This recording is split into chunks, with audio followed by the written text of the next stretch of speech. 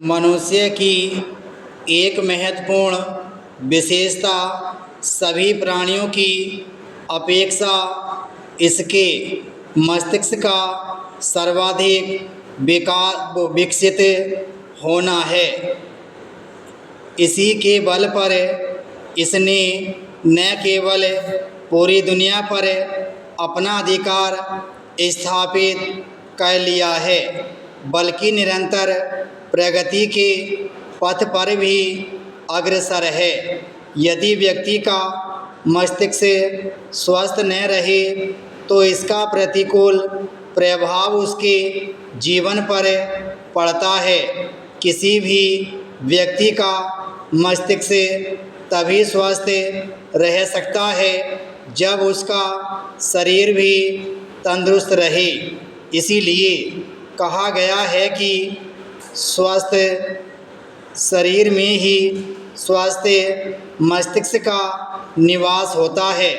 अतः एक व्यक्ति को शारीरिक रूप से स्वस्थ रहने के लिए नियमित रूप से व्यायाम करना आवश्यक है, और खेल व्यायाम का एक ऐसा प्रकार है जिसमें व्यक्ति का शारीरिक ही नहीं बल्कि मानसिक मनोरंजन भी होता है।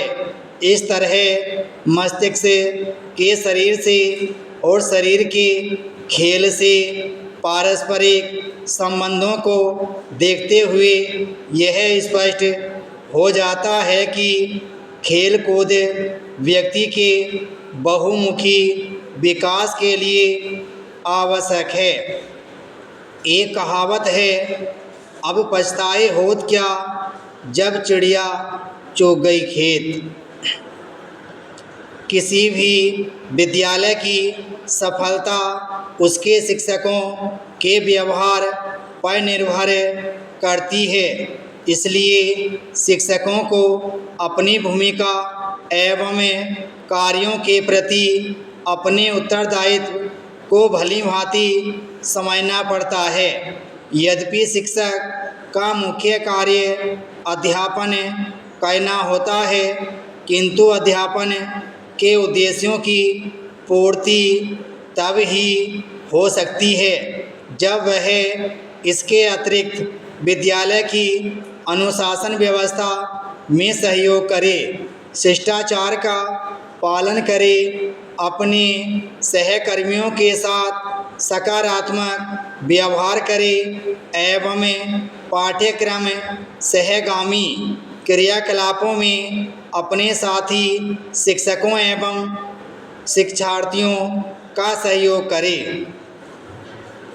एक आदर्श शिक्षक के रूप में वे धार्मिक कट्टरता, प्राइवेट ट्यूशन, नशाखोरी इत्यादि से बचते हैं।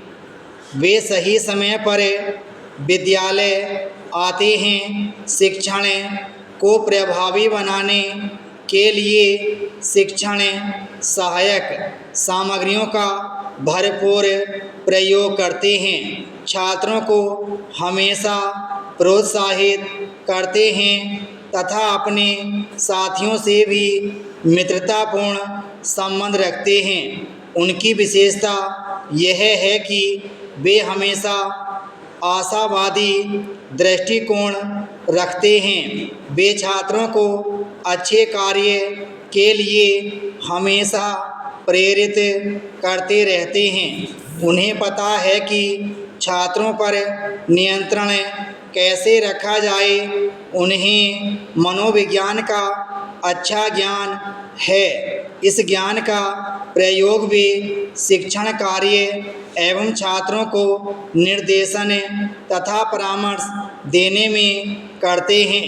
उन्हें समाज की आवश्यकताओं का भली भांति ज्ञान है, इसलिए वे छात्रों को उनके नैतिक कर्तव्यों का ज्ञान कराते हैं। वे विनोदी स्वभाव के हैं। उनका व्यक्तित्व अत्यंत प्रभावशाली है। इन्हीं कारणों से वे मेरे सबसे प्रिय शिक्षक हैं।